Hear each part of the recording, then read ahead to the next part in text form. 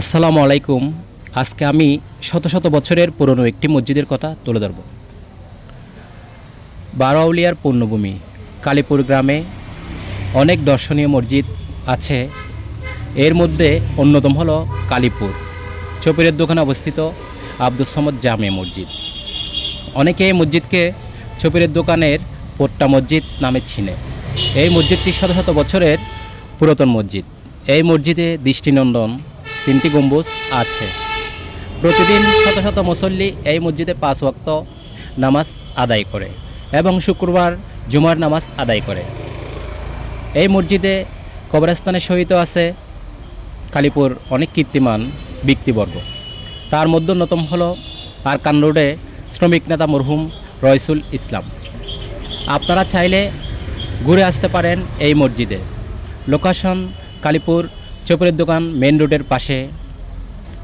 এই মসজিদটি আপনাদের পছন্দ হলে লাইক কমেন্ট শেয়ার করে সবাইকে দেখার সুযোগ করে দিবেন।